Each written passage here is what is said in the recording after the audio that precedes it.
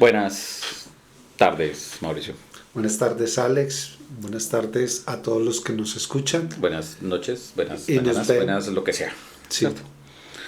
Ya empezamos con que nos empezarán a ver. Un pequeño paso para el hombre. Un no tan gran paso para la humanidad, pero No. en fin. Un buen día por encontrarnos en otra rama. Ajá. Esta es una rama a la que les hemos sido un poco esquivos. Yo principalmente.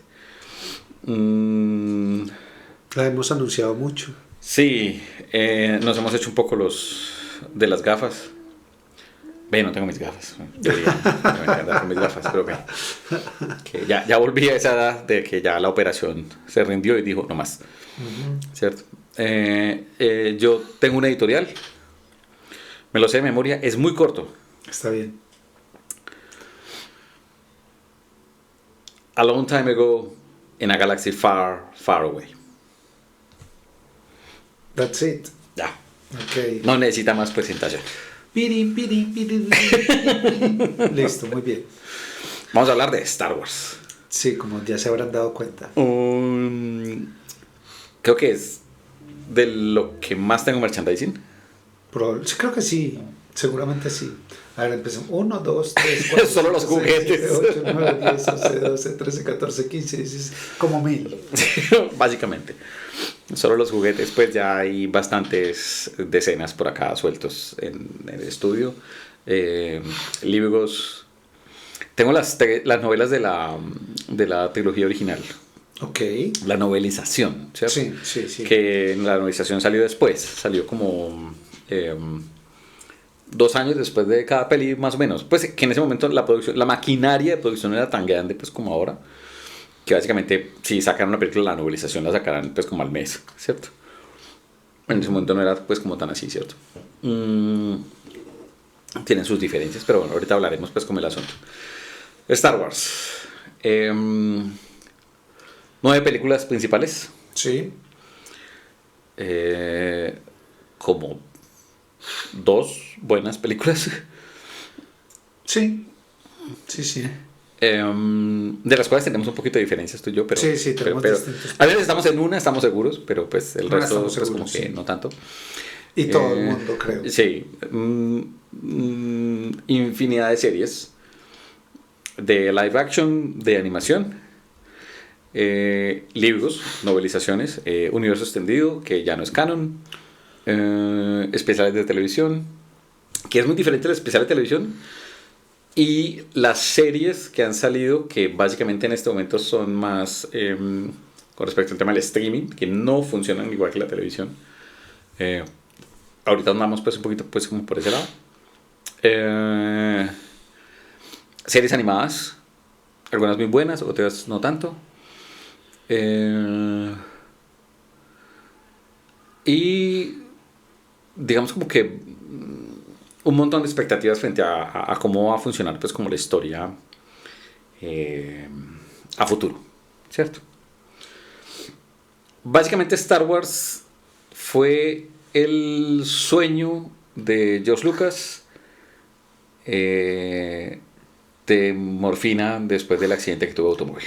Ok. ¿Cierto? Podemos decirlo de esa manera. Ajá. Él ya había tenido pues como había escrito algunas cosas. Bueno, la primera película que hizo es una película de sci-fi. Ajá, el THX pues 1138. es particularmente interesante. Yo no diría que es una peli buena, no diría que es una peli mala. Me parece que es una peli que hay que ver. Sí, a mí me parece que es una película que hay que ver. Yo diría que sí es una película buena, pero que no es una película fácil de ver. Lo que pasa es que ahí está el problema de Lucas. Lucas no es un buen director. Partiendo pues de ese principio. Totalmente. Lucas no es un buen director. Nunca lo ha sido, nunca lo será. Sí, voy a decir esto mirando a la cámara directamente. Así que si siente que los estoy mirando, es lo más parecido. Demasiado fijamente. Sí, sí. George Lucas, al igual que Tim Burton, no es un buen director de cine. No son buenos directores. No, ninguno de los dos. Son grandes imaginadores de mundo. Y Eso grandes, sí. grandes contadores de historias dentro de lo que vale el tema de lo que es contar una historia, pero no son buenos directores de cine, que hay una diferencia sutil un poco en eso. Sí, o sea, no son narradores. Ellos no narran, ellos no saben narrar. No, digamos, ahí el tema es, alguien que sí puede jugar un poco a eso es Steven Spielberg. Sí. Steven Spielberg es un buen contador de historias y un buen director. Sí, es un buen narrador visual, es un buen director, hace algo que es particularmente sorprendente y es que es un muy buen director de niños. Uh-huh.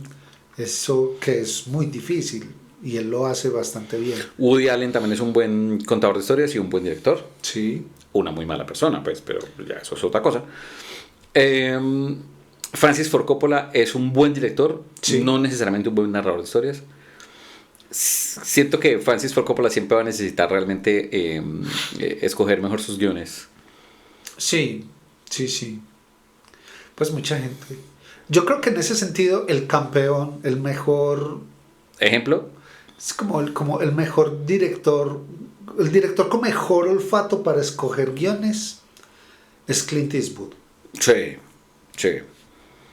Y uno de los mejores directores de actores que hay. Sí, total. Probablemente, pues, Clint Eastwood no sería quien es sin el cinematógrafo que tiene,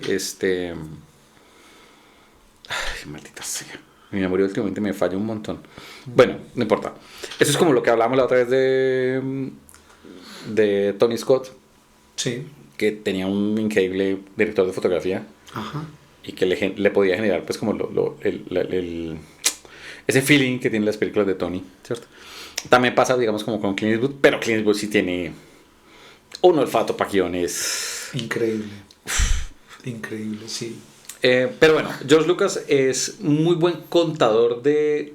No, para mí es un imaginador de eso, un imaginador de mundos, un buen imaginador de mundos, que, digámoslo eso, es como que alguna vez trataba yo de explicarle un poco a alguien, creo que a alguna chica con la que estaba saliendo, uh-huh.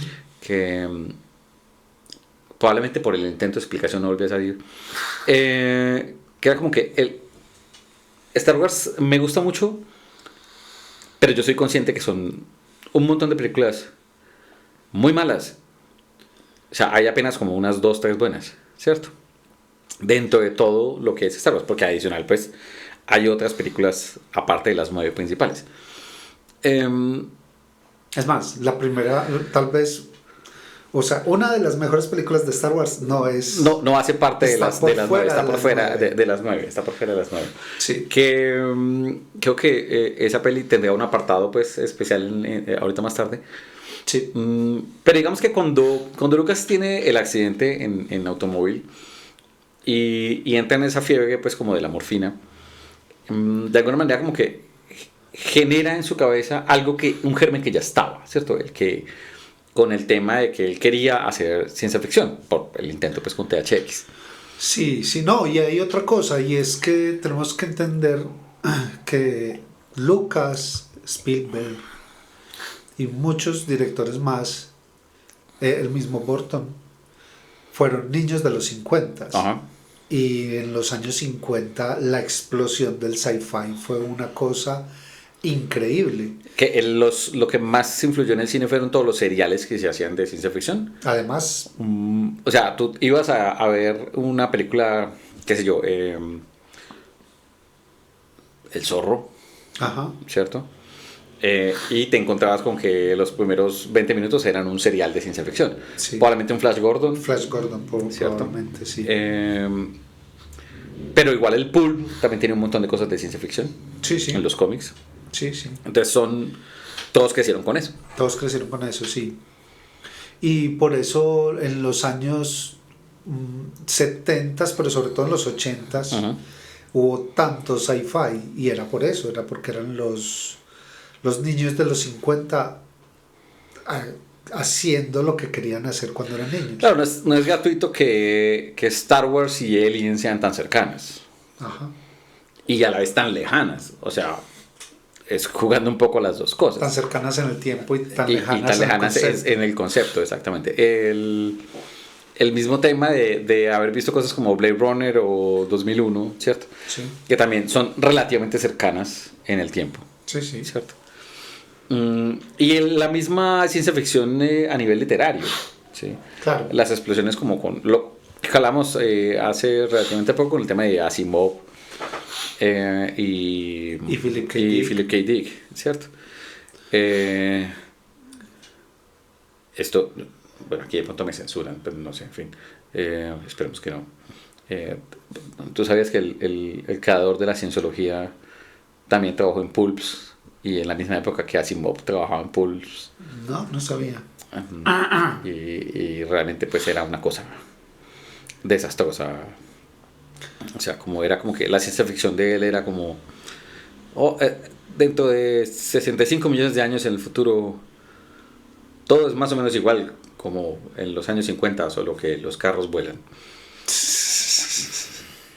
Sí, es un poco perezoso. Sí, bastante precioso. Pero bueno, entonces digamos, hay explosiones de la ciencia ficción.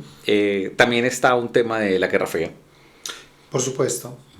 Entonces hay un imaginario de el bien y el mal muy diferenciados. No hay escalas de grises per se. Ajá. Y eso se ve pues en el tema de lo del lado oscuro de la fuerza. Sí. No, pero Star Wars sí es muy blanco-negro. Por eso, Star Wars es blanco y negro. No hay grises. No, no hay grises. No hay nada, absolutamente nada de grises. Solamente que la gente también lo entendió al revés, ¿no? Y Lucas lo ha dicho varias veces. La rebelión es el Vietcong. Ajá, ajá. El imperio es Estados Unidos. Sí, sí, sí. Inevitablemente nos vamos a poner políticos en este capítulo, es inevitable. Ahí sí, como dice el meme, ¿somos los malos?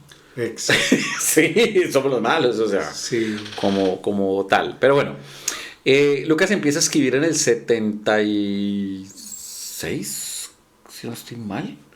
¿Los primeros borradores? No, es desde antes. Él estaba trabajando en ese proyecto desde hace mucho tiempo, por lo menos desde el 73. Ah, ok. O sea, inclusive es muy charro porque pasó por muchas cosas. Originalmente Starkiller era una chica. Ajá. Entonces, que uno le puede abonar además lo vanguardista que era, pero finalmente se decantó por algo que, a ver, es que yo creo que aquí es necesario hablar de las influencias de... ¿Quiénes eran las influencias per se de Lucas? Spielberg y Coppola. No, directas. Esos eran sus amigos. Por eso, directas. O sea, no, pero cuando pues, yo digo influencia me refiero a que él se enamoró de Kurosawa. Ah, ok. Listo, sí. El cine que copió. Sí. Sí, digamos que homenajeó. No, sí. O sea, no lo puedo poner de otra manera. No, pero sí. O sea, no vamos a hablar de que no fueron copias porque sí, o sea. Sí. Y claro, hay mucho de samuráis y el código Bushido de lo que como lo mostró Kurosawa en Star Wars. Claro, o sea, para no ir más lejos, el casco de Vader es un casco samurái, realmente. Que la gente dijo, es un casco nazi. No, es un samurái. Los nazis sí eran los soldados imperiales. Sí, esos sí eran vestidos por Hugo Boss. Ajá, sí, básicamente. Sí, total. Y no en vano el tema de que los Jedi y los Sith peleaban con espadas. Claro. Que no tiene mucho sentido la ciencia ficción. Pero igual nos encanta estéticamente. Sí, perdón, la ficción científica. Gracias. Otro gran referente muy importante es Tolkien, inevitablemente. Sí, inevitablemente. Sí, o sea, hay mucho, la apuesta estética pues de el chiquito es el que va a salvar, ¿cierto?, a todos del problema. Sí, una de las mejores frases del Señor de los Anillos incluso la persona más pequeña del mundo puede cambiar el curso del destino. Exactamente, sí. Que creo que eso nos dice mucho de lo que... Porque de hecho George Lucas es una persona de baja estatura, entonces yo creo que él debió encontrar mucho alivio en esas páginas. Sí, realmente sí. Sí, que eso es otra cosa que tenía en común con Scorsese, que Scorsese también es bajito de tamaño, sí, y fue un niño enfermo. Entonces, sí, el arte fue el refugio para ellos. Sí, aunque pues yo diría que el tema es como que el ser diferente siempre ha sido un tema que genera ese outsider y que hace que algunos se refugien pues en el arte y en en las artes, pues. Digamos como que Cortázar, que siempre fue un gigante, nunca dejó de crecer, ¿cierto? Y siempre parece muy incómodo, pues, un poco eso. Y pues obviamente se refugió pues en el arte en ese sentido, pero que era un tipo muy tímido y a pesar de que medía todo lo que medía, sí. Él que era imponente pues, pero era una figura que siempre estaba muy en la sombra. Lo mismo pasaba digamos un poco con Lucas pues, que siempre fue muy en la sombra, sí. En su adolescencia pues. Sí, y bueno, y pues precisamente por eso pues era un pelado tan geek pues, o sea, porque finalmente era alguien encerrado en la casa, que fue lo mismo que le pasó a Scorsese. Scorsese era porque era muy enfermo, entonces mientras sus amiguitos salían a jugar a la mafia, porque pues eran del barrio italiano de Nueva York, a él le tocaba quedarse en la casa leyendo, viendo películas y bueno, y ahí está. Pero...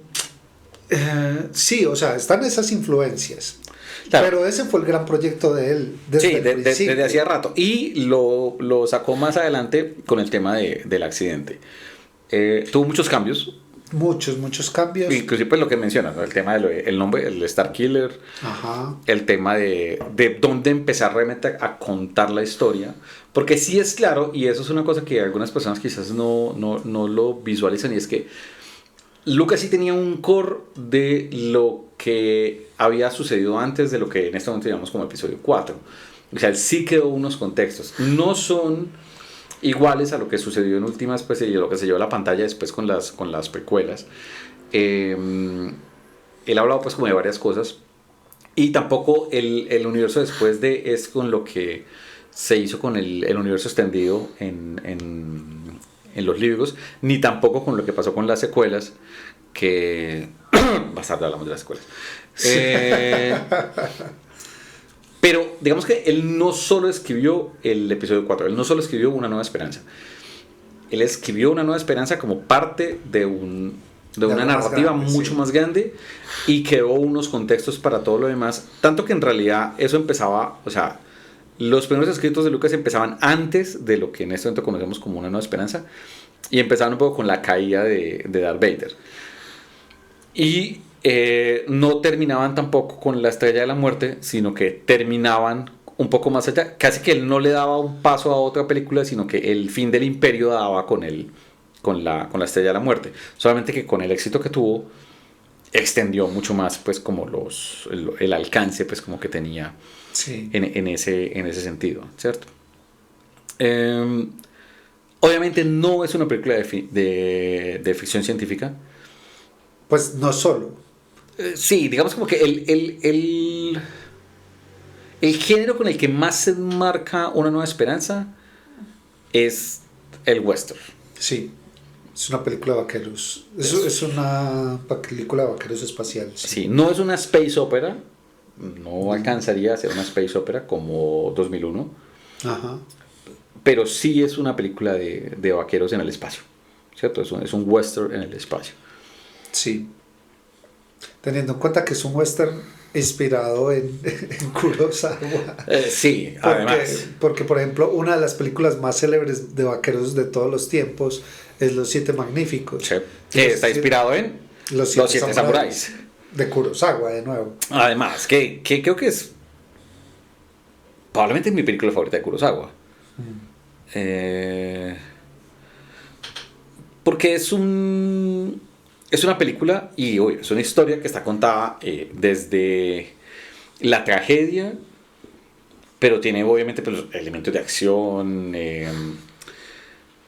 No tiene comedia como si lo tiene pues en Star Wars, pues que el cine norteamericano sí tiene que tener mucho de comedia pues como en su core, pero es una película sangrienta de batallas, un western, una película que esa sí no es tan en blanco y negro, pues a ver, o sea, no es una película de blanco y negro, o sea, ahí sí hay un montón de grises. Sí, ahí sí. Tiene unos personajes muy bien desarrollados, tiene muchos personajes también adicionalmente. Pero todos se roban pues un poquito pues como el momento en escena, y le deja a uno el sabor de que yo quiero saber más sobre los samuráis, sobre estos samuráis, quiero saber más sobre su historia hacia atrás y hacia adelante, ¿cierto? Y creo que eso sí es mucho el espíritu pues de Lucas en A New Hope, en Una Nueva Esperanza. Siento que Una Nueva Esperanza no es la mejor película de Star Wars. No, pero es una película suficientemente buena como para abrir el espectro. Sí, y que fue una película realmente independiente, ¿no? No, bueno. Sí, porque, o sea, la película salió del dinero, de alguna forma, de Lucas, pero sí tuvo distribuidor, que esa sí es la diferencia. Esa es la diferencia. Sí, o sea, la Fox, en su momento, dijo, listo, yo compro la distribución. ¿Sí? O sea, yo hago la distribución. Pero Lucas nunca se dio derechos. Él no vendió nunca los derechos per se. Pero eso fue pues en el contrato, en la firma del contrato. Y en el asunto de cómo él produjo la peli, porque en realidad la Fox no produjo la película. No, más o menos. Lo que pasa es que había una figura en esa época que fue la misma figura que utilizaron con Rocky. Uh-huh. Entonces era como, nosotros no vamos a producir la película, pero le vamos a dar tanta plata. Sí, esto es un casi que a lo un poquito mafia de... Si le va mal, le va a quebrar las piernas, pues básicamente. Un poquito. Un poquito mucho. Pero... Y que varias películas se desarrollaron así. Pues, sí, claro. Porque, la famosa es Rocky. Claro, la más famosa es Rocky. Que está el tema de que Stallone tampoco esperaba tanto éxito, pero que luchó mucho por ser él el protagonista, porque el estudio no quería que él fuera el protagonista. Fue uno de los temas de contrato complejos. Ajá. Y Lucas sí fue un asunto de, yo no voy a ceder derechos, pues yo sí voy a resarcir el contrato. Yo voy a respaldar el préstamo. Que era eso, era un préstamo, no era nada más allá de eso. Sí, sí. ¿Cierto? O sea, no como lo que conocemos en este momento como producción.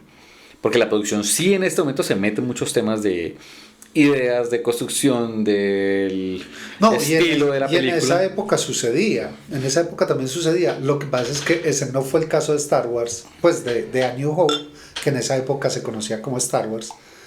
Y no fue el caso de Rocky. O sea, simplemente fueron como que, ok, listo, nos convence la idea, no vamos a meter ningún productor, entonces te vamos a dar esta carta blanca de alguna forma. Sí, que él se la había ganado, él se la ganó con American Graffiti. American Graffiti. Cuando hizo American Graffiti, o sea, es como que... O sea, American Graffiti le dio tanto dinero. Que American Graffiti fue como que es un poco... con sus bemoles, pues cierto, es un poco la bruja de Blair, ¿no? O sea, la hizo con nada. Sí, no. La hizo con nada. Prácticamente no hay ningún actor conocido, pues. O sea, no. O sea, había creo que uno que otra estrella que había estado en una que otra película que eventualmente se volverían, pues, como. Que después se volvieron famosos. Muy famosos. Sí, pero en esa época no. También se ve lo muy buenos actores que eran, porque Lucas es muy mal director de actores. Sí. Pero fue un éxito de taquilla increíble. No, y más de eso todavía, porque originalmente era una película para televisión. Uh-huh. Y a mitad de la producción, la productora dijo, no, venga, esto huele bien. Sí, esto está quedando bien. Sí, esto huele bien. Entonces decidieron lanzarla en cine y les fue muy bien. Fue muy bien. Aquí la gente no conoce tanto esa película. No, en Colombia y en Latinoamérica probablemente no. En Estados Unidos sí es un clásico y no de culto. Exacto, no es de culto. No es de culto. Realmente es un clásico. Es un clásico. Tiene una muy buena banda sonora. Sí. También. De hecho es muy charro porque Lucas decía que esa película era un musical. Sí. Y para mí lo es. Para mí lo es. Tiene sentido. Sí. Así como los libros de Stephen King son a veces un musical. También. Es cierto. Christine, definitivamente. Christine es un musical. Total. Completamente. Más el libro que la película. Pues.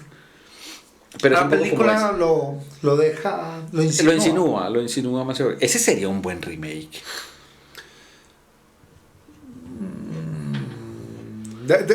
Dejémoslo ahí. Yo sé que le estamos dando mucha plata a Stephen King, pues, pero... Continuemos.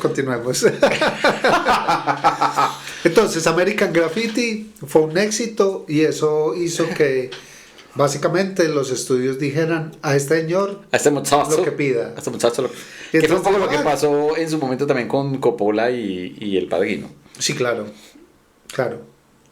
Entonces es como, no, a este señor lo que pida, quiero hacer una ópera espacial. ¿Cuánto necesita? Sí, porque ahí el asunto fue dos cosas, ¿no? O sea, le fue tan bien a Alien. Pero Alien es posterior. ¿Sí? Claro. Entonces, ¿cuál era la otra que estaba antes? Porque es que había un tema de lo espacial antes de Star Wars. Bueno, 2001, que es del 68. Listo. Yo creo que fue esa. O sea, fue como que también, porque 2001 también fue un éxito de taquilla particular. Sí, además porque las películas del espacio nunca habían sido, primero nunca habían sido películas de alto presupuesto. No, siempre habían sido serie B. Sí, y nadie se las tomaba en serio. No. Y solo hasta que Stanley Kubrick hizo 2001, o sea, gracias a Stanley Kubrick, los estudios empezaron a tomar el sci-fi en serio. O sea, se dieron cuenta que había cosas ahí, sí, no solamente la dimensión desconocida. Ajá. Pero pues, obviamente. Y bueno, ahí, o sea, hubo un tema como que sí, había un éxito, que era, pues sí, ahí gracias por la corrección, joven Mauricio. Donald. Gracias. Entonces fue como, de alguna manera fue un poco fácil, ¿no? O sea, como que este muchacho le fue muy bien con American Graffiti y en este momento está como de moda lo del espacio. Entonces, claro, y la carrera espacial estaba pues en su auge, ¿cierto? Claro. Entonces, bueno, hágale. Y sale con Star Wars. Sí. No Una Nueva Esperanza. Star Wars. Star Wars, que era una cosa única, que él no pensó realmente que iba a ser una secuela. Sí, no, o sea... No pensó que iba a ir más allá. O sea, él de hecho ni siquiera era tan optimista con el resultado que pudiera tener la película. Además que los amigos tampoco le ayudaron mucho con eso. No. Porque él se la mostró a Coppola, a De Palma, a Spielberg y me falta uno porque son 5. Brian De Palma, Coppola, Spielberg. ¿Quién me falta? A ver, porque... Y Scorsese. Scorsese también estaba en la pandilla. Era ese corte, claro. Era ese. Ok. O sea, no sabía que él estaba en esa pandilla. La pandilla eran De Palma, Scorsese, Coppola, Lucas y en la mitad Spielberg. Ok, o sea, Spielberg era un poco el bisagra entre todos los grupos. Sí, porque digamos que Brian De Palma y Scorsese eran un poco como los directores medio vieja escuela, muy como Sidney Lumet, como muy de películas de dramas muy humanos. Me encanta que casi le dice Ryan solamente. Sí, pero no le voy a decir solo Brian, pero se nota, a mí me gusta, hay cercanía. Sí, a mí me gusta mucho el cine de Brian De Palma. Bueno, y los otros dos, o sea, Coppola y Lucas estudiaron juntos. De hecho, la versión que nosotros conocemos de THX es la versión de Coppola. Sí, la versión de Coppola. No es la versión de Lucas. No. O sea, es como... O sea, Coppola le dijo como... Venga, yo edito esto. Venga. Sí. Es más, hasta guión. Porque alguna vez Lucas en alguna entrevista o algo hablaba de que él repasaba muchos temas de lo que escribía con Coppola y con Spielberg, ¿cierto? Que de ahí también sale Indiana Jones. Claro, pero Spielberg llega después. Sí, después. O sea, porque Spielberg apareció y estos manes eran como, ¿quién es este man? Y que era como el tema como de Spielberg tenía, pues yo en este momento sí tengo que decir que lo extraño al Spielberg de antes del 2000. Sí. Porque Spielberg tenía el cine en la sangre. E incluso, o sea, puede que no nos gusten las películas de él de este siglo, que como dos buenas sí tiene, pues. Al menos El reporte de Aminora a mí me parece una peliculaza. Sí. Y probablemente es una de las adaptaciones más interesantes de Philip K. Dick después de Blade Runner. Sí. Y a mí me gusta Ready Player One. Me parece una buena peli. Sí, es puro fandom, pero sí. Sí. Es divertida de ver. De hecho, es curioso porque se comen muchas crispetas. Yo no he leído el libro. Yo tampoco. Pero dice que de hecho en el libro hay mucho más fandom de Spielberg y él lo recortó. Me parece muy bien. Que sea un poquito humilde también el asunto. Sí, pues, dijo como que no, porque van a pensar que estoy haciendo esto sí, una apología pues, aquí para echarme flores. Sí. Okay. Bueno, hay una peli muy subestimada de Spielberg que a mí sí me gusta mucho. ¿Cuál? La de Super 8. Ok, pero esa la produjo. Ajá. Pero eso es Spielberg. No, pero... O sea, eso es de Abrams. Sí. Pero eso es Spielberg. Sí, así como Poltergeist es de Toby Hooper. Pero no. Pero es de Spielberg. Ajá. Sí. Que eso sí, Transformers no es de Spielberg.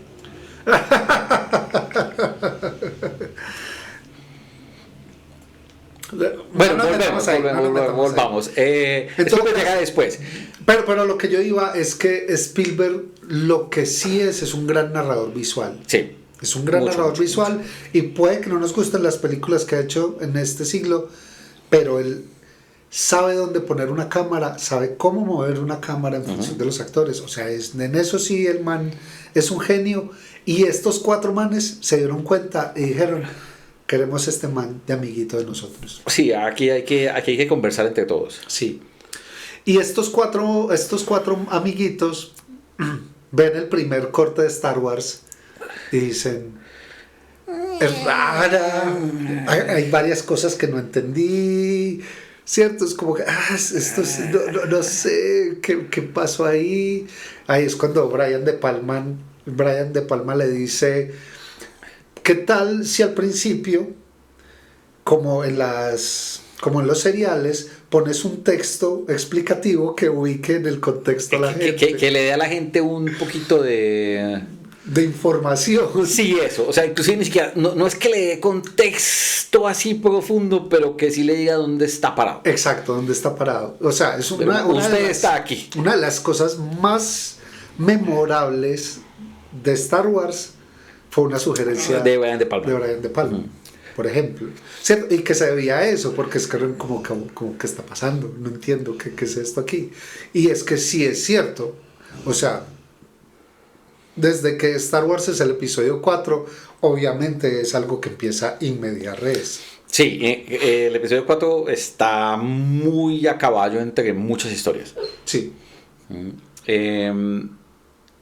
Pero realmente Lucas sí tuvo mucha, no suerte, pero sí tuvo mucho olfato para saber que ahí era donde debería empezar. Sí, no, claro, total. Era el mejor punto para empezar. Dadas las condiciones de producción que tenía, era el mejor punto para empezar, total. Y en estos días me enteré de algo que no sabía, y es que él estrenó la película en mayo, ¿cierto? Como todos sabemos. Ajá. Eso fue una decisión que él tomó. O sea, el estudio quería que la película se estrenara en verano. Sí, que es julio, agosto, sí, más o menos. Y él la quiso estrenar en mayo porque él dijo, mi público son los niños y yo necesito que haya voz a voz. Yo necesito que llegue un peladito al colegio y digan, ya se vieron Star Wars, se la tienen que ver. O sea, gran parte del éxito de Star Wars es que era en época escolar todavía. Es que todavía estaban en época escolar y se regó el chisme de que la película era fantabulosa. Okay. Porque, bien, cierto, estamos de acuerdo, no es una de las mejores películas de Star Wars. Es una tampoco es una de las peores, realmente. No, o sea, es una película que funciona. Sí. O sea, y es eso, o sea, todo está basado en esa película. Sí, y se deja ver muy bien, los personajes están muy bien construidos. Sí. Probablemente el favorito de todos, cuando se ve el episodio 4, va a ser Han Solo. Sí. Si no es Vader. No, sí, Han Solo, pues digamos como que por ser los buenos. Sí. Ya después será el tema de Vader. Pero no es gratuito que haya construido pues como los villanos y el tema de los Jedi. Ajá. O sea, no un Jedi en particular ahí en su momento, ¿cierto? No era Obi-Wan que sí, Alec Guinness nunca entendió qué era lo que estaba filmando. Ajá. Pero dijo, esto me va a dar mucha plata, entonces el claro. trato que hizo fue bien absurdo. Pues es que su momento. Lo que le propuso Lucas fue muy claro. No, y se tapó de la plata. Claro, se tapó de la plata. Y todavía hay un tema que Porque como creo que los se descendientes de él. lleva como hasta segunda o tercera generación, Sí. algo así. Sí, exacto. Entonces fue como, básicamente le ofreció el 3% de las ganancias netas de la película. Se tapó de De la la de la película más el merchandising. Pero sí le tocaba el merchandising a Alec Guinness. Sí, Alec Guinness sí. Porque es que, claro, o sea, hay una cosa y es que en el cine de Estados Unidos hay una política y es que en todas las películas debe haber un actor que tenga carrera. Sí, hay un tema de nombre. Sí, Yo sí, tengo sí. que poner a alguien en el afiche. Pero no solo es eso, sino que es que también es una forma de cuidar a los actores que dejan de ser protagónicos por la edad. Bien, bien. Y Alec Guinness, pues igual, Alec Guinness fue un actorazo. O sea, Sí, claro. era, Pero la época dorada de Alec Guinness fue en los años 50, en los años 60, ya para los 70 él estaba medio retirado. el River Kwai, el puente sobre el River Kwai, Sí, peliculón. es muy buena. Y qué papelazo. Sí. O sea. Y obvio, pues en Star Wars realmente el papel de él no son más de 20 minutos, pues realmente pues es un poco Anthony Hopkins, pues, ¿cierto? Sí, sí. Pero se hace el personaje, porque además el personaje de Obi-Wan está muy bien hecho. Sí. Igual es muy arquetípico, o sea, es el Por mago eso, Merlín. Claro, es el tema del viaje del héroe que, o sea, que se construye, que empieza pues obviamente en Star Wars y que concluye pues obviamente en el regreso del Jedi. Es completamente arquetípico, pero pues obviamente Sir Alec Guinness, la presencia de él en pantalla no es gratuita. No en vano ha tenido tanto eco. Sí, y luego Bueno, sí, es que tomado la antorcha por Ewan McGregor, Claro. que también lo ha hecho muy bien. Claro, pero entonces retomando es eso, o sea, es que la película sí tiene unos personajes muy memorables. Sí. Casi que Luke es el de menos. Casi no. Luke es el de menos, a ver. Pero No, o sea, a ver, pongámonos realmente pues así como que hasta Arturito y C-3PO se roban más el show que Luke. sí, sí, sí. Porque Luke es, en ese momento, Luke es el espectador. Sí, Luke es el niño que está viendo la película. sí. O sea, que es el que, así como llega la carta de Howard, Sí. así como llega el mago a decirme que voy a hacer una aventura y termino con un montón de enanos yendo a buscar un dragón, Sí. ¿cierto? Así es eso, ¿cierto? En el Sí, tema de Luke. es ese arquetipo. Es ese arquetipo, el arquetipo del viaje del héroe. Y esa sí es la identificación del niño de que yo no tengo nada en especial para mí, pero de repente alguien me dice, tú sí tienes algo especial, Ajá, ¿cierto? No, tú eres the chosen one, ajá. ¿cierto? Sí, porque mesiánica, pues, Sí, o como sea, un berraco.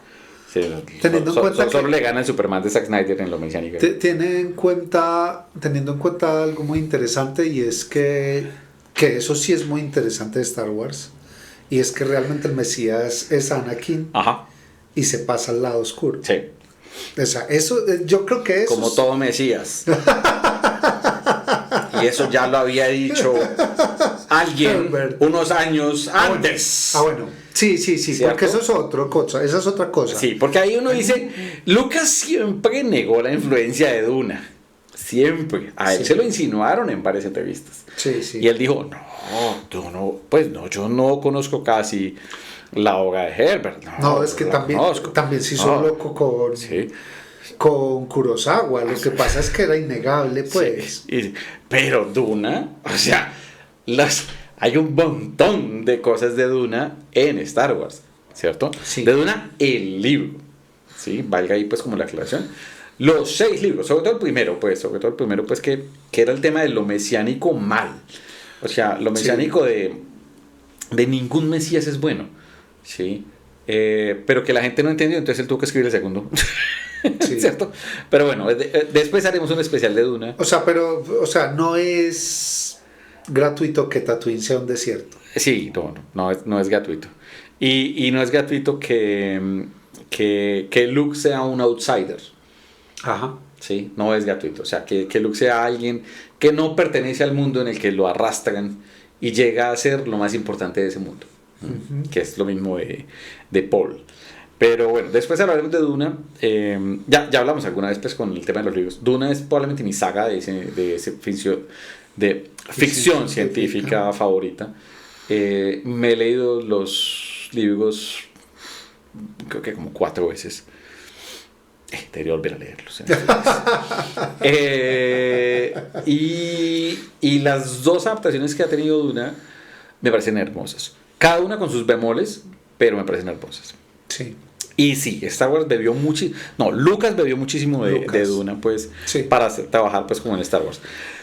Ahora bien, el tema de Luke como personaje menos interesante, justamente es para poder hacer esa empatía, ¿cierto? Con el niño y el joven y el adolescente espectador. Sí. Yo puedo en algún momento, o sea, a los Guardianes de la Galaxia va a llegar una nave espacial a mi patio y me va a decir, tú eres el elegido, tu padre te está esperando, vámonos de aquí, ¿cierto? Entonces es un poco pues como eso, ¿sí? Pero todos los demás personajes están muy bien hechos. Sí. Mucho. Leia es una de las protagonistas femeninas mejor escritas de esa época. Sí, claro. Lo que pasa es que Leia es lo que queda del espíritu de Starkiller. Que siempre me va a encantar el de, ¿no eres muy pequeño para ser un Stormtrooper? Fue muy charro porque alguna vez una amiga se disfrazó de Leia y se fue con el ahijado o el hermanito, no sé. Y era un Stormtrooper pequeñito. Un Stormtrooper, claro, era un niño. Ajá. Entonces pues ella el comentario, no eres un poco pequeño para ser un Stormtrooper. Y se riega la mamá. No, él es muy alto para ser de su edad, que no sé qué. Yo como, no entendí absolutamente nada de la referencia. Estaba citando la película. Que Leia siempre fue un personaje...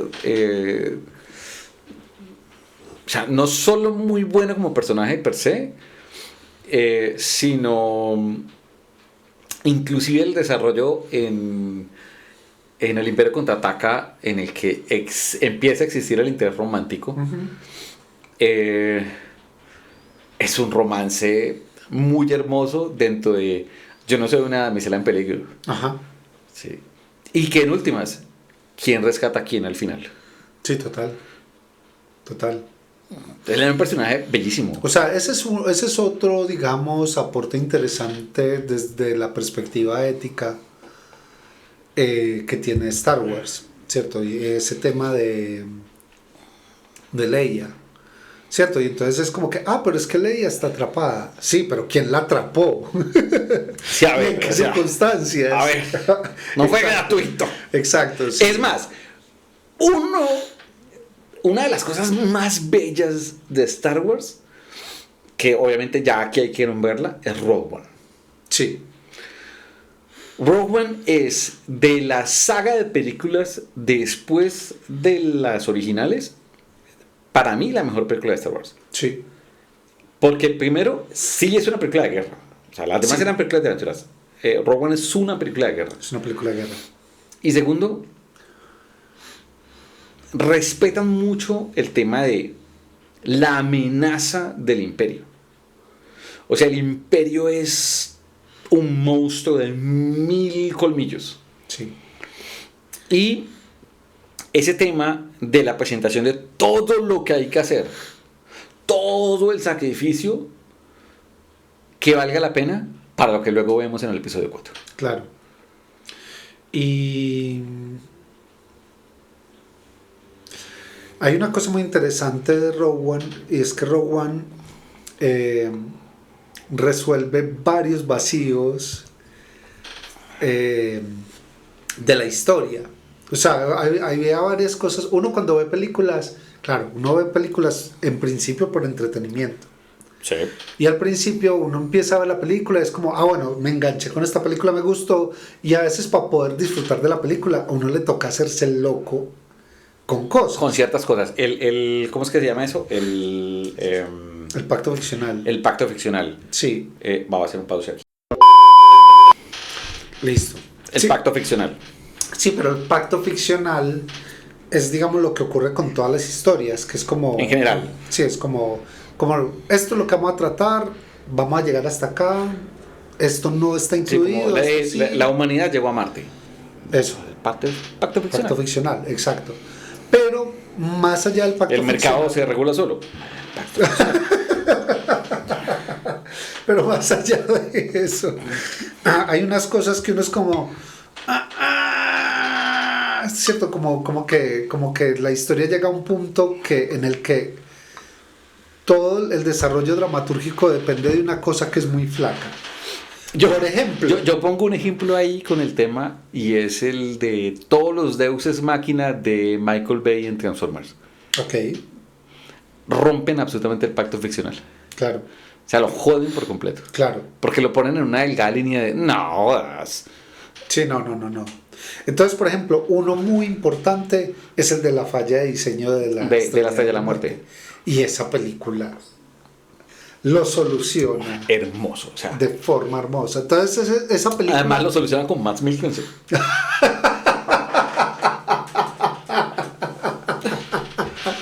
Sí, es verdad. Pero entonces es eso, ¿cierto? Como que esa película lo que hizo fue, a diferencia de lo que ocurrió con el episodio 1, 2 y 3, los que escribieron el guión de esta película Sí, se vieron el episodio 4.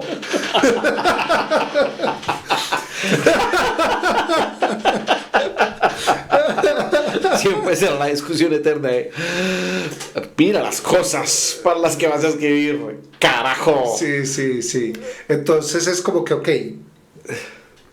resuelven un montón de cosas en esa película limpio, o sea, bello. No, es maravilloso. Entonces, claro, verse el episodio 4 empieza in media res, pero Rogue One es ese prólogo que no teníamos de la película y que no sabíamos que era tan necesario. Pero, No sabíamos que lo necesitábamos tanto. sí, y es maravilloso. Y que ese tiene arquetipos, ¿no? O sea, es decir, Lando es Han Solo. Sí. Lando no, Sí, y me vi la serie hace Andor. Andor es Han Solo. Sí, siendo Un Han Solo peor. cool. Sí, cool, sí, o sea, muy... un Han Solo con muchísimo habanero encima. Sí. Eh, Sí. K2 es como si Artu y C-3PO se hubieran combinado. Pero sí. Continúa. Pero el asunto es que ahí está el asunto de esos personajes que pueden ser arquetípicos. Bueno, nos convierten en otras cosas. O sea, bueno, y conserva el tema de tener una figura femenina fuerte. Muy fuerte. O sea, ella es la Star Killer de esa película. Ella es la Star Killer. Y si vamos a eso, técnicamente es la Star Killer de Star Wars.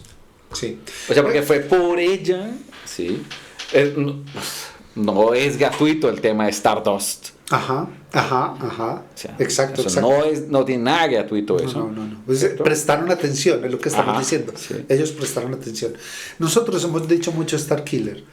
Lo que pasa es que el apellido original de la heroína que después se convirtió en héroe no era Skywalker, sino Star Killer. Aquí esto es interesante porque esto tiene que ver con muchas cosas del desarrollo de Lucas, y es que Lucas tiene como unas búsquedas espirituales interesantes, pero que le llegan de forma tardía, porque él es un hombre de su generación. Uh-huh. Y la generación de él es una generación que fue criada con la idea de que la guerra es necesaria, de que si hay un villano hay que matarlo y ese tipo de cosas. Y a pesar de que él tiene como esas búsquedas del hay otros caminos para resolver las cosas, él llega de forma tardía. Uh-huh. Entonces, claro, la primera idea del héroe era Star Killer, pero después dijo, venga, Star Killer es un poco violento para un héroe. Sí, suena Suena lo que no quiero que suene. Exacto, exactamente. Y entonces cambia, ya no es Starkiller, Sino Skywalker. Skywalker. Y que eso sí me parece bacano. Que lo siento, Rey, pero Tú no eres Skywalker. tú no eres Skywalker. No, eres Palpatine, asúmelo. Que sí me parece bacano que a la super arma del episodio 7 le hayan puesto Starkiller. Además que eso era una asesina, era una asesina de estrellas. Entonces ahí sí está muy bien utilizada la referencia. El homenaje de Stardust en Rogue One. Adicional, bueno, digamos como que hay dos productos de Star Wars de los nuevos que me parecen excelentes. Así, excelentes, o sea, no hay un asunto de tintas medias. Y es el de Andor. Las dos temporadas de Andor son... Que ahí está el actor del que estábamos hablando. Son un manifiesto absoluto de la revolución. O sea, de por qué es que importa la rebelión. Sí. Y cómo se construyen las rebeliones. Sí, además que hay una cosa que es muy bonita. A ver, pasa una cosa. Star Wars cuando empieza es muy inocente.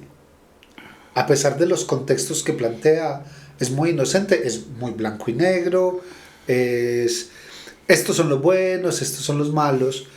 Pero entonces ocurre una cosa, y es que cuando empiezan a aparecer las otras películas, las precuelas y las secuelas, el público original de Star Wars había crecido y era adulto. Entonces, Andor, por ejemplo, se permite la posibilidad de dirigirse a ese público adulto que ya ha vivido y que ya ha entendido cosas de la vida y que básicamente puede permitirse decir que esto, por ejemplo, me encanta de Rogue One, ¿cierto? O sea, porque que un poco sí pasa con Han Solo, pues. O sea, no son buenos tipos. No. Andor no es una buena persona, Han Solo no es una buena persona, pero Han Solo pues es un traficante. Es un contrabandista. Es un contrabandista. Y Andor está en la guerra, es un guerrillero. Pero entonces Pero Andor llega a la guerra por egoísmo. Sí. Pero sí, exacto. Pero aquí también hay un tema y es que es como que eso empieza a aparecer con Rogue One y es que cuando tú te vas a la guerra, te toca tomar decisiones bien malucas. Bien impopulares. Bien malucas. Sí. Y que a mí me gusta, por ejemplo, esta es una de las películas más impopulares de Star Wars, pero a mí me gusta mucho, que es el episodio 8. A mí me gusta mucho el episodio 8, me parece que tiene grandes cosas. A mí lo que pasa es que no me gusta mucho el tema James Bond en ese episodio. Sí, no, ese sobra. Así como sobra el tema Ben-Hur en el episodio 1. Sí, o sea, todo el arco James Bond en el episodio 8 a mí sí. me lo saca. Y sin embargo sí tiene una cosa bacana, que es el tema del ladrón de Benicio del Toro. Que es el tema sí, ese personaje es bacano. Y es el tema de decir, es que todos beben de las aguas oscuras en la guerra, ¿cierto? Es como que puede que tú sientas que tu bando está justificado, pero tu bando ha tenido que hacer cosas muy atroces para poder seguir en la guerra. Y eso es interesante. Sí, no hay santos en la guerra, pues. No hay santos. No hay santos. Ni siquiera en... Esto va a ser un episodio después, ¿cierto? Que alguna vez fuera de micrófonos hablamos de la Segunda Guerra Mundial y era como que, ok, en la Segunda Guerra Mundial pues se luchó contra el fascismo, ¿cierto? O sea, no fue como la Primera Guerra Mundial en el que unos temas más geopolíticos mucho más complejos, o como casi todas las guerras del siglo XX y del siglo XXI que tienen más intereses económicos detrás de cualquier cosa. La Segunda Guerra Mundial se luchó contra el fascismo, pero no eran santos de la devoción de nadie. O sea, los aliados no eran los buenos. No. Sí. Probablemente que los nazis fueran los más malos no quiere decir que los aliados fueran los buenos. Es cierto. Es cierto. y de alguna forma como que ese también fue el planteamiento de Philip K. Dick con lo de El hombre en el castillo. El hombre del castillo, ¿cierto? sí, claro. El hombre del castillo.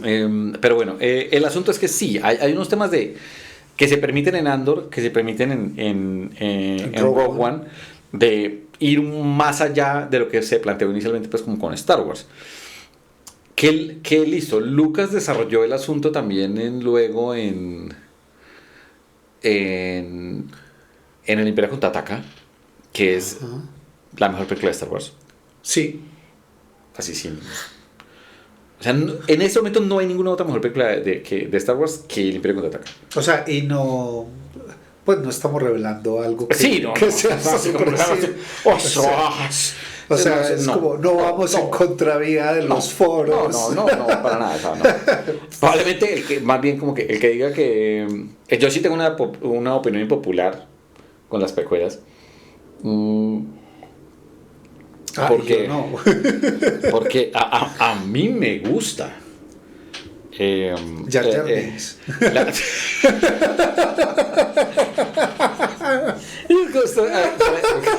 Estaba la teoría de que Jar Jar Binks realmente era un Sith Lord. Era un Sith, sí. Sí, que llevó pues a que todo sucediera, realmente más que Palpatine. Pero, no, en realidad Palpatine sí es el jugador de ajedrez, el mejor jugador de ajedrez de la galaxia. Probablemente Chewbacca le arrancaría un brazo. Sí. No, el episodio 3. A mí me gusta el episodio 3. Sí, yo sé por qué te gusta el episodio 3 y entiendo por qué te gusta el episodio 3. Además del cameo del halcón milenario. Pues. Sí.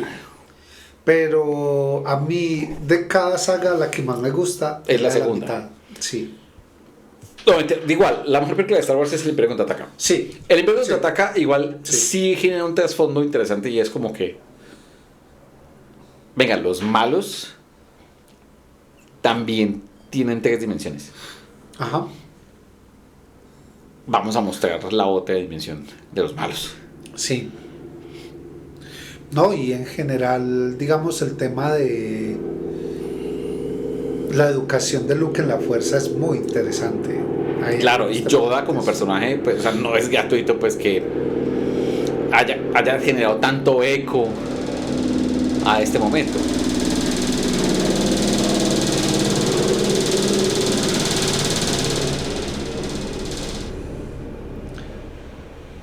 El helicóptero acaba de pasar muy bajito. Creo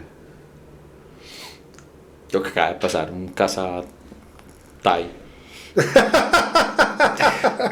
Probablemente. Estamos hablando del Imperio, entonces...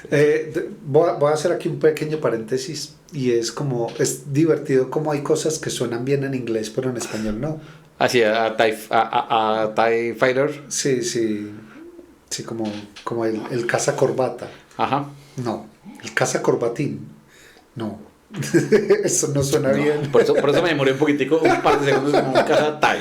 Sí. Sí, porque corbatín no suena. Cazacorbatín no es chévere. Bueno, el Imperio le da más dimensión al Imperio. Sí. Lo que lo hace una muy buena película por eso. Además que conocemos al emperador.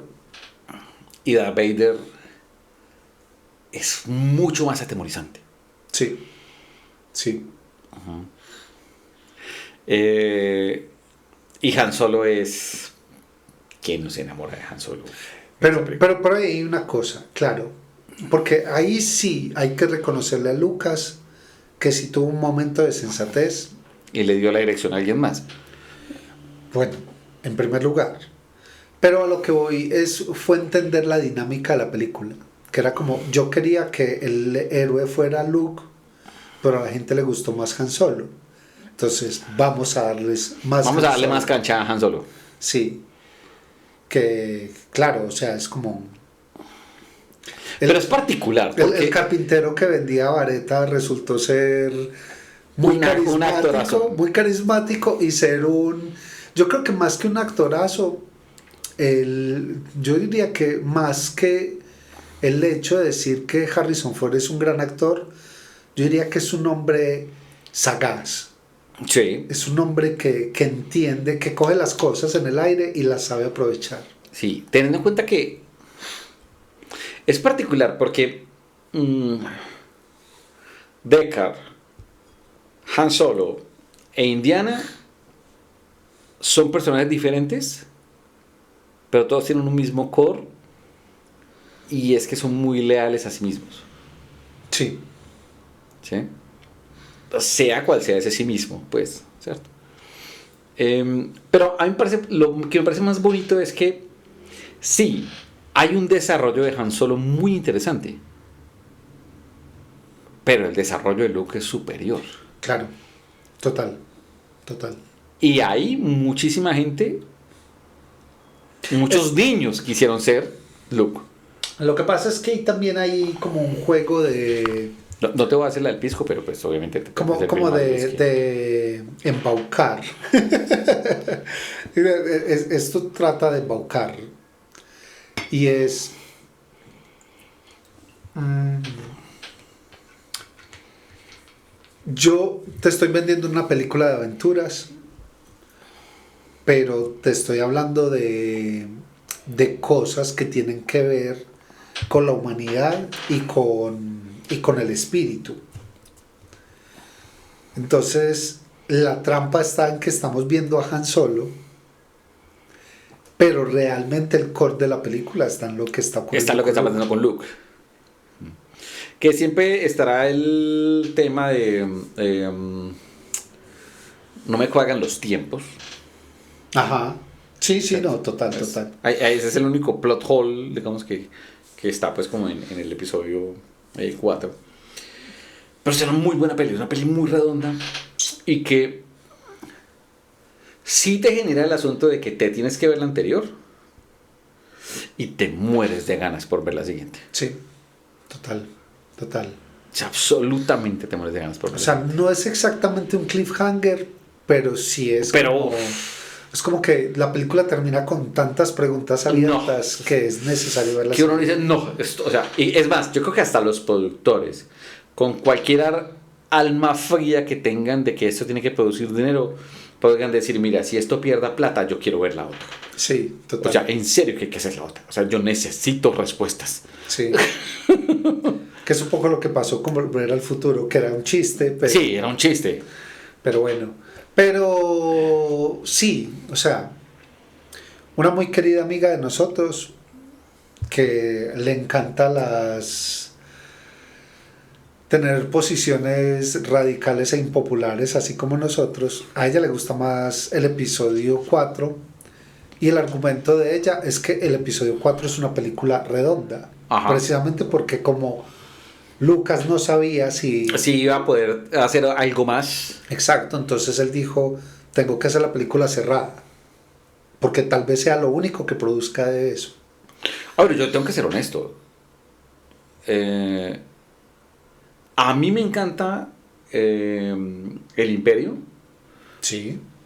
Adoro profundamente Rogue One. Rogue One creo que me la vi en cine como 12 veces. No me juzguen. O sea, me vi Batman Begins 21 veces en cine. O sea, yo soy ese tipo de personas. Pero en tu defensa, Batman Begins es la mejor película de ¿De live la trilogía action. de Nolan? Sí. La mejor película de live action que se ha hecho de Batman. Sí, es Batman Begins. Sí, sí. Una de las mejores películas de terror de esa época. También, también. Yo sé que ustedes están pensando de Dark Knight. No, están equivocados. Después hablamos de eso. Veis, sí, tendríamos que hablar un poco de la trilogía de Nolan. Sí. Palo y pepe. No, hagamos un especial de adaptaciones de Batman. Ok, me gusta tu actitud. Listo, pero vamos cerrando porque ya es hora de cerrar. Sí, ok. Es que hora es. No, vamos en el episodio 5.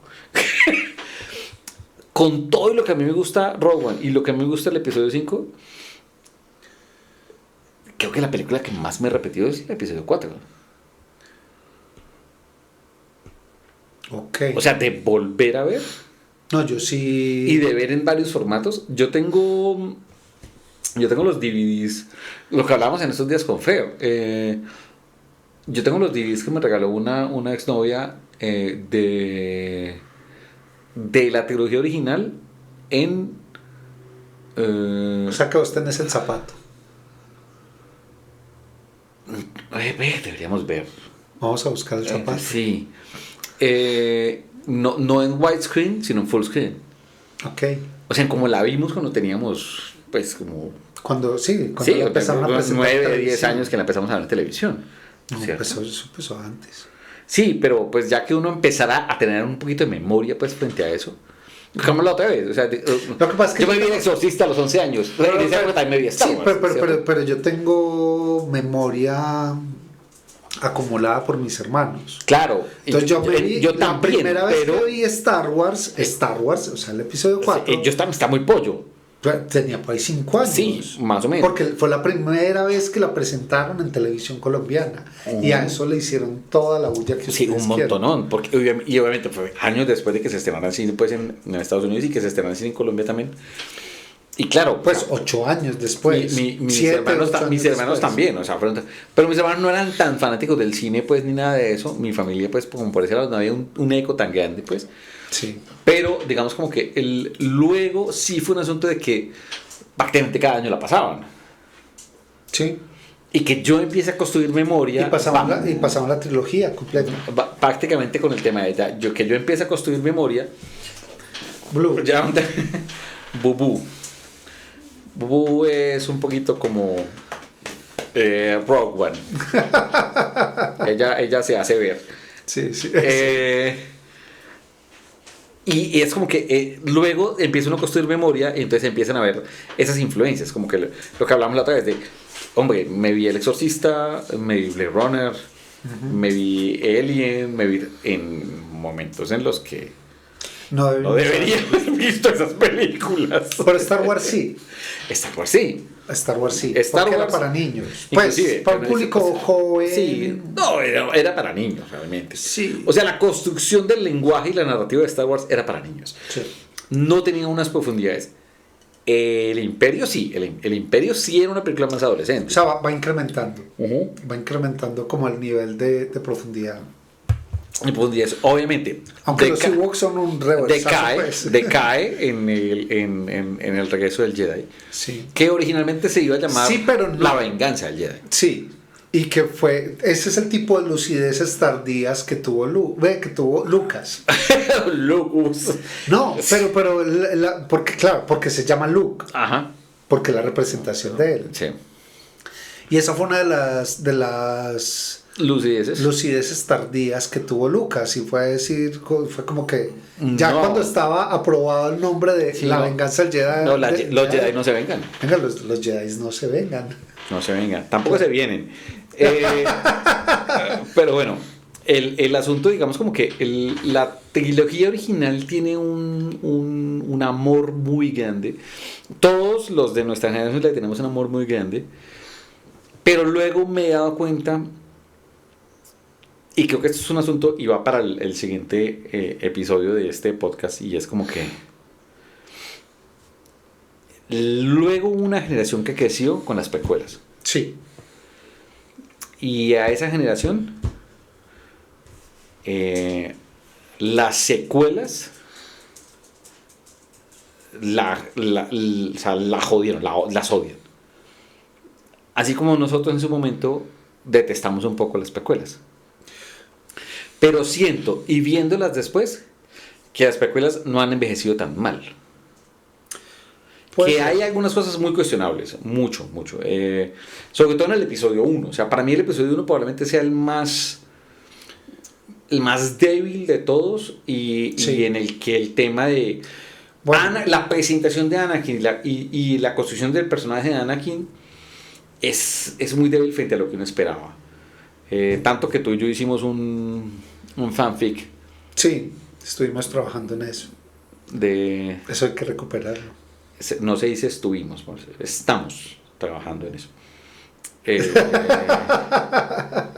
O sea, a ver. Sí. Henry Miller se demoró hasta los 60 años para completar Sexus, Nexus y Plexus. Pues no importa. Está bien. Entonces siento, digamos, como que hay ciertas añoranzas con Star Wars. Y que eso también es importante, digamos, como que en la perspectiva con la que vemos las películas. El ojo con el que las vemos. Sí. Y con el que las juzgamos. El otro producto, y que bueno, aquí pues, si quieres, pues obviamente lo hablaremos ahorita en el otro especial, es el Mandaloriano. Sí, por supuesto. Que Pero yo quiero... que es excelente, pues. Sí, sí, es indiscutible porque recupera mucho el espíritu original establecido en el episodio 4. Ese sí, en el episodio 4. El western absoluto. Sí. O sea, básicamente el Mandaloriano podría haber sido interpretado por Clint Eastwood. Yo creo que probablemente el tema de la resistencia de la generación que eran niños en los 2000 a las secuelas. a las precuelas tiene que ver un poco porque estábamos nosotros en un modo medio metalero true de eso no es el verdadero Star Wars, Sí, el Star Wars. sí, el Star Wars, Entonces sí. es como que, a ver, yo me vi estas películas y me gustaron, y esas películas que ustedes dicen que les gustan, solo porque ustedes dicen que les gustan, ya, es como, Ya ganaron. no, ya perdieron, ante ellos Por perdieron. eso, o sea, ya ganaron las películas. Ajá. O sea, las pelis ya ganaron porque sí les gustaron. O sea, porque más, Sí, de exacto, un exacto. niño de esa época conoció a la fuerza no con Obi-Wan, con Ajá. Qui-Gon Jinn. Ajá. O sea, más de un niño no conoció al Yoda que nosotros conocimos que se estaba muriendo y aburrido del mundo, sino al Yoda que le estaba enseñando a los niños Jedi. Sí. Y más de un adolescente se sintió identificado con la rebeldía de Anakin en Clone Wars. Ajá. Sí. Ni hablar del despertar sexual de Natalie Portman para más de uno. No hablemos de eso. Entonces el tema es como que obviamente están atravesados por su época. Claro. Sí, Así como nosotros estamos atravesados exactamente. por la nuestra. Sí. Pero sí hay un asunto a nosotros de perspectiva que hemos visto las 9 películas principales que sí yo puedo sentir un desgaste muy grande en las últimas con un intento supremamente ambivalente y aquí viene el asunto de que podríamos ahondar pues en el otro episodio y es como que miren el episodio 7 es demasiado remake del episodio 4. Demasiado. Y tiene cosas interesantes, porque Sí. tiene cosas interesantes, pero es sí demasiado muy remake parecido. del episodio 4. Es muy parecido. Y entonces el episodio 8, que yo te doy a ti la razón en el tema de que es el episodio más interesante de los últimos, quitándole el tema de James Bond, Es muy diferente. se aleja muchísimo de Star Wars y entonces reaccionan al contrario frente a eso. Entonces como que, vení, o sea, O sea, es un poco también la prueba. es complejo complacer a todo el mundo. Exacto, exacto. Esa es la prueba de que qué difícil es complacer al fandom.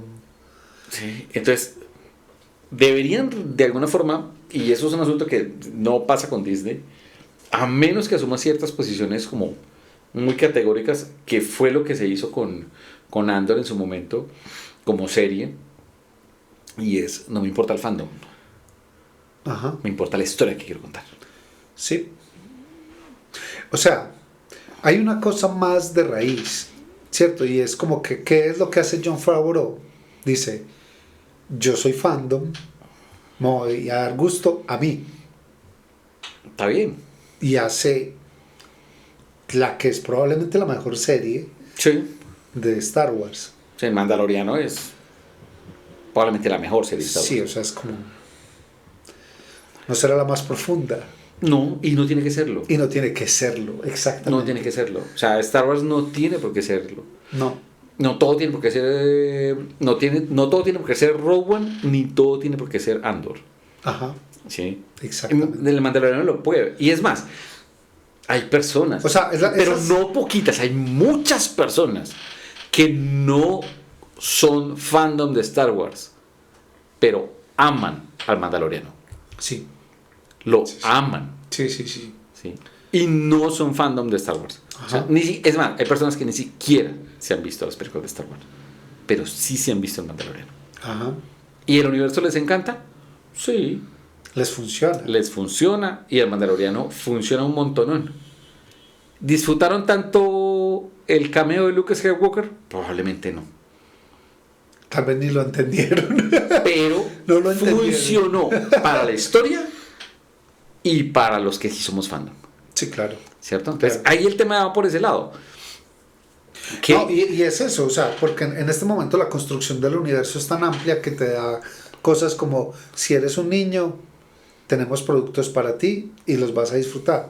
Pero si fuiste un hombre que te volviste canoso viendo Star Wars, también tenemos cosas que tú puedes apreciar y entender y que te van a generar cosas con las que te vas a identificar. Y sin embargo, también tenemos el especial de Navidad de los ebooks. No, el especial de Navidad y los Ewoks. Pero bueno, la dejamos hasta acá. Sí. Probablemente hagamos otro episodio. Falta mucha cosa por contar de Star Wars. Directed by Irving Kershner. Sí.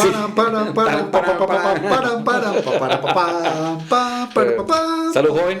Salud. Gracias por escucharnos hasta acá. Acuérdense de seguirnos en redes sociales. En Podcast Ramas en Instagram. Podcast Ramas. Y pues nada, estamos estrenando el canal de YouTube. El estudio tendrá movimientos, cambios y en fin. Esperamos los comentarios y que la fuerza esté con ustedes. Amén.